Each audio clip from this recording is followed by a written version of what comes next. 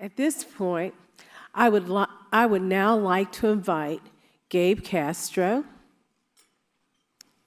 Vistra Energy, Bonnie Clinton, Toyota, and Mike De La Cruz, Group O, for a brief but stimulating conversation.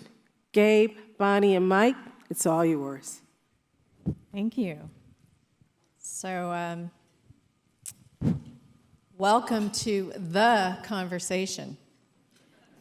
I'm so excited to have Gabe Castro join us. He's the Vice President of Business Retail Vistra Energy, and Mike De La Cruz, Senior Vice President Business Development, Diversity Group O. Gabe is responsible for energy sales through both direct and indirect channels, sales across all lines of business, as well as heading up the retail gas sales team. And Mike brings over 20 years experience in the business development with one of the largest minority-owned businesses in the continent. And you can read more about their profiles, and please do, in the program later on. So, Mike and Gabe, this year's Axis theme is Connect, Engage, and Achieve. And I think we can all agree that Axis is a great form to connect and to engage. But I think to many of our MBEs and buyers, Achieve is closing the deal and making that sale and negotiating the best deal or bid for their organization and accomplishing that intended results. So you're both accomplished in the art of selling and closing. So I'm going to ask you a few questions so that you can share some of your tips with us. So let's start with, how important is it building a relationship prior to a meeting to discuss potential opportunities? Go ahead, Mike, you can start, and then we'll... Thank you, Bonnie, and thank you, everybody, for participating today. This is my life. So just like a lot of you, I mean, this is everything.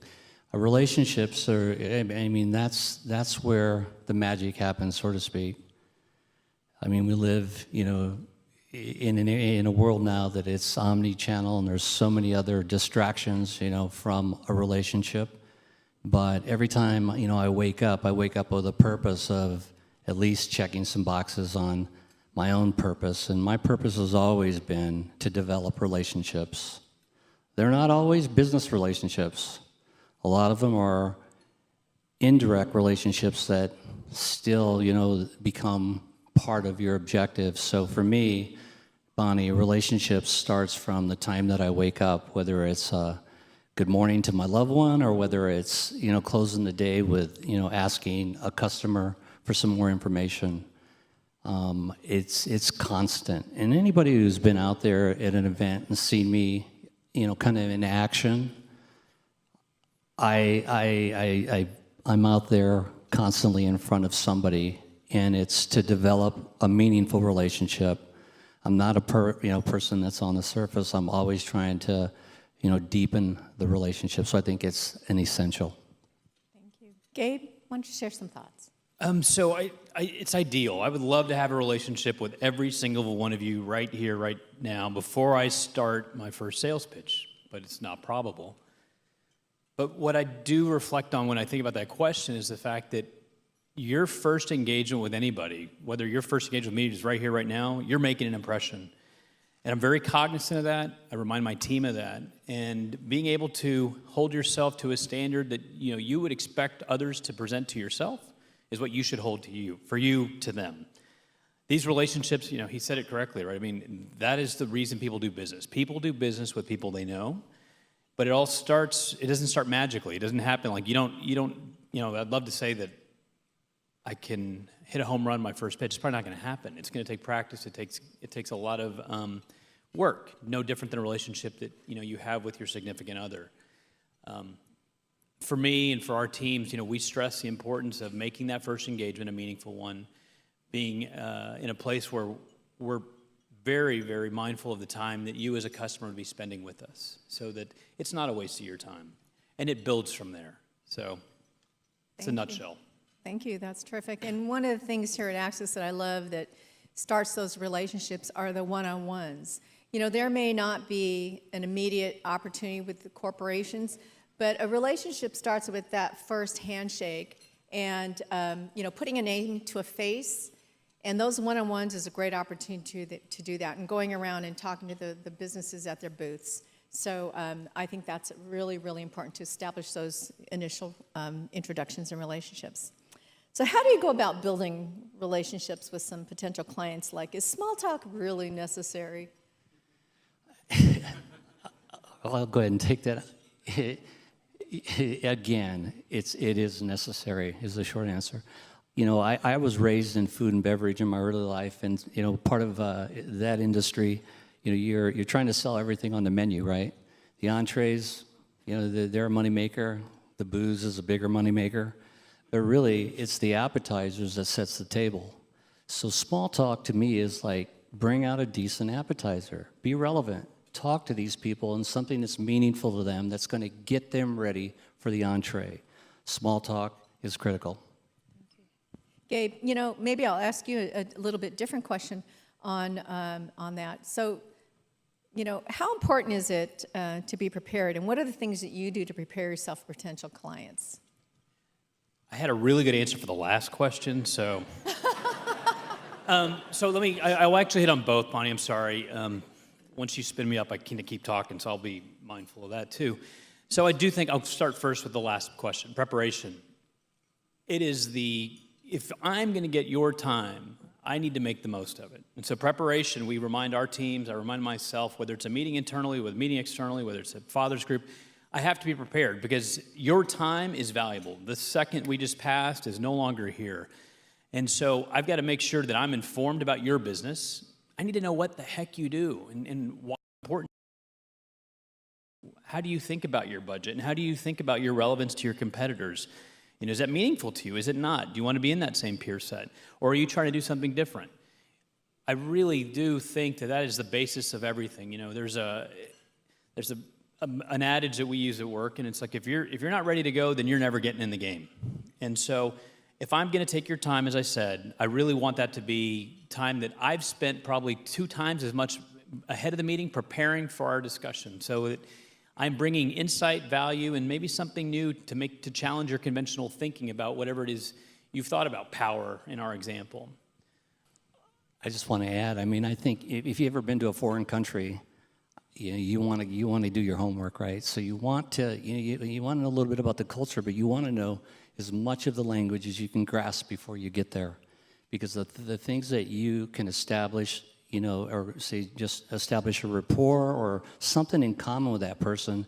That's what's going to help you get through that country, at least with open arms. So I think preparation. I don't think people maybe not anybody out here, but I think we all understand, how critical again it is to, kind of know who you're talking to, and know why. So I'll just jump back real quick. I think, the analogy that strikes most on accord with me is, think about it as a friendship or it's dating. You don't just start in at saying, I want to marry you. Maybe you do, maybe for some of you that worked. There is the small talk. There's getting to know you. It's noticing the small things. There's thinking about, getting to know them. Do you align? Do you not? Where do you fit? It is that. It is making friends. When my youngest went to kindergarten, he was nervous as I've ever seen any kid, and he just like, Dad, I don't know how to make a friend. I'm like, well, you do. All you do is say hi, and then your conversations start. And it really isn't any more complicated than that. So much of this, we all walk around these rooms, and you go, and everybody's kind of sizing each other up. Oh, nice dress, nice tie, nice that. What are they? We're all people. We all do the same thing. We're all here to do business. And all it takes is just being nice. And it kind of starts and spawns from there. Thank you. So love at first sight, huh? But, both parties have to be in the game for it to be anything, right? Okay, so now I have another question for you. So once you do establish that relationship, how do you use testimonials and referrals? Why don't you each give us an example? I'll go first. You've gone first twice. I think you have to be very judicious and careful with those referrals, right? And you need to make sure that the customer or customers that you would like to highlight to your prospective customer are willing to be that person. I mean, some may not, a lot of the big companies have a lot of privacy around what their name's associated to and what they share. There's a lot of trade secret, whatever it might be. One, you need to secure that. Two, you need to find out if that customer, if that's going to resonate. You could tell me, hey, so-and-so did this. Well, I don't care about them. Does it make difference to them? Does it find meaning for them? Does it help them benchmark? Is it a barometer? There is no better support. There's no marketing collateral. I'm sorry, you are all the marketing people out here. There isn't a better marketing piece that could be developed than somebody else saying how good I am. You don't want to hear it from me. You don't want to hear it from anybody else I work with. You want to hear it from an independent party. And it has meaning. But you have to figure out how to translate that into meaningful information and tidbits to your customer. Great point, Gabe. So for myself, I'm real careful as well on the timing of these testimonials and referrals because you don't want to brag about yourself. Nobody likes that. So usually it's somewhere in the process where when the other side starts, inquiring or this other side starts asking questions that are pointed, I think it's one of those things that you show it when it's the right time. So for example, it could be a use case. It could be it might even be a story. I mean, when I heard Mitch, talk a little bit about his team out here and the discipline and being debt free and those are kind of things that are important. I didn't know that. I'm sure most of you didn't know that, but guess what? I didn't forget it. And it does mean something, whether it was kind of a soft way of implying that they're financially strong and they've got a good team. All of those things become relevant. So I use a lot of examples as I'm working through the process. So, and we all want a contract, but let's face it, you're going to have to earn it. And I heard Mitch, say that too. So, I embrace the work word every day, and I use these tools, whether a testimonial or again a referral. So yeah, be cautious, but have it ready. Great. Okay, so you've met somebody, you've fallen in love, you've got somebody to say you're great. How do you close the deal? I love this. Should we talk about the 5 languages of love? Because I'm not an expert at that either, but I like that. So anyway, so I threw you for a loop on that one, didn't I? How I tied that together, huh? I'll let Gabe, why don't you take it? So I think you have to know your buyer's signals, right? You know where they are in the continuum. All along the way, you're probably probing about, hey, so what's your timeline? What are your goals? This may not be as applicable to marriage. What are your goals? I don't know. But as you're having that conversation with your counterparty, you're going to be gating. You're going to be going through your checklist to understand where they are in this buying process, in this journey. For some, it's really quick. More than likely, though, for many of you here in this room and outside of this room, these are all big decisions. These are dollar impacts that impact your budget. They impact your bottom line, which in turn impact your life and your employees' lives. These are not small. I don't mean to be melodramatic, but that's the same type of thought process that probably all of you go through when you're buying, whether it's for your house or your company or even bigger things. So asking for the close is about understanding what you established up front in terms of a timeline. How and when what are the criteria to make a decision? All those things. How are you going to differentiate? What value are you looking for? Are they thinking just price? You got to check through all of that, and then you get to the point of, okay, great, so we've agreed on a timeline. And then is there anything else that's preventing you from making this decision? Is there any reservations you have about me, my company? What else can I answer for you? How can I make this easy for you? The ease of business is one of the most underrated 3 words. It's so cliche, it's in, good Lord, I don't know how many books. But it really is meaningful, because if it's easy, many people will pay for that service that you bring, because it's you. You're the reason it makes a difference. And it's certainly the brand and the support and all that. I don't want to underestimate or undermine any of that. But you're the person that's making this happen. And so when you're asking for that, you need to be comfortable that you can take them and deliver upon the promise and deliver on the commitments. So I carry, whether it's obvious or not, I carry a certain degree of confidence when am going about to close. And that confidence comes from preparation, like we spoke about earlier. So it's really about believing in yourself and believing in what you're talking about. So as Gabe just mentioned, we all know that there's several boxes and there's several doors and there's several, steps that are going to be to get to, the glory land. But we have a responsibility of making sure that we live up to it. And so every day that I go out there and I'm trying to either find new business or keep the business that I have, it's the world, that we signed up for. So I'm always closing. One of the things that our founder used to tell me, and of course I've had some great mentors, but he was one of the better ones. He said, he used this telling me every time I'd go, I'd see him and we'd leave. It could be his coffee, it might have been lunch, it could be, it could have been a meeting. He says, Mike, do me a favor and sell something. Well, we're all selling something to somebody every day. It might not be a contract with Toyota. It could be a conversation with Toyota. It could be a meeting with Toyota. It might be an introduction or a reintroduction to Gabe. I'm always selling, I'm always closing. And I don't want to be cliche either, but it's a big, responsibility as a salesperson to always be closing. So again, it's not closing the deal, but it's closing those steps, that gap to get to where you're going. Thank you. I remember hearing something about that, the ABCs, always be closing.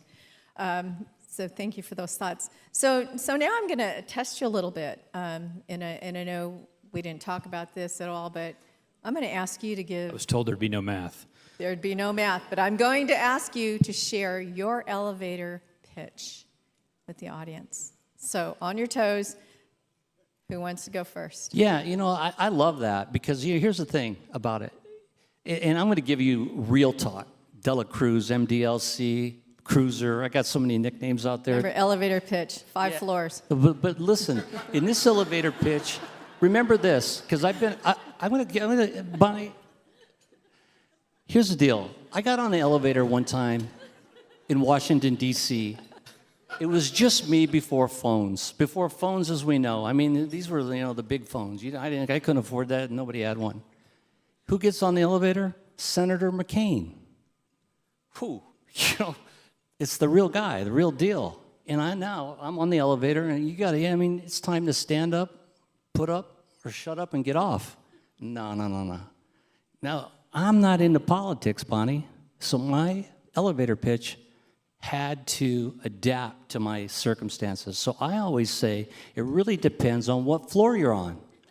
If I'm on the top level and you're walking in, it's going to be different than if it's somebody else that's on that elevator. So always remember who you're getting on with. So the first thing is introduce yourself quickly, because guess what? You have seconds. And do not be shy.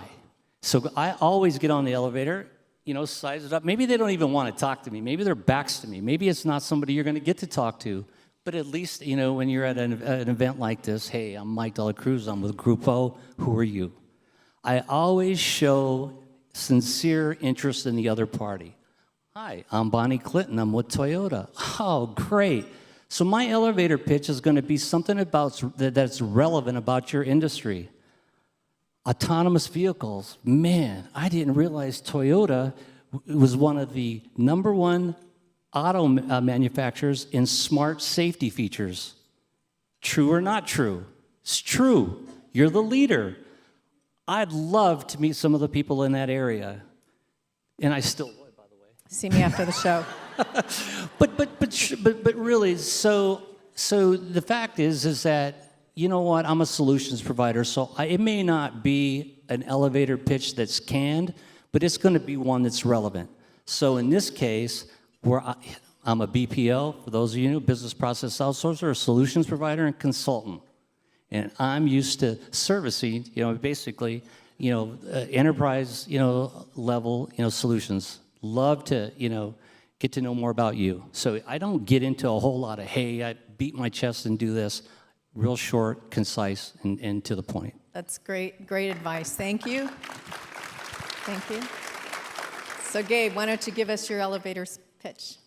5 floors. Okay. Hi, my name's Gabe Castro. I'm with TXU Energy. You may have heard of us. We We generate power, almost 25% of all the power in Texas. We also sell that power to a variety of customers, from everybody from the smallest mom and pop you can think of, up to the large institutional buyer. So in between those two lines, I think we could bring you value and show you a different way to think about your power, your procurement, and your hedging. Can I have your card? Awesome. Can I have the date? Yep, awesome, thank you. So, thank you both so much for the first round of the conversation, and I hope everybody took away some lessons in the kind of meeting, developing relationships, how to potentially work on elevator pitches, and asking for the business. So thank you both very much. Thank you, Bonnie. Appreciate it, and hope you enjoy the rest of the conference.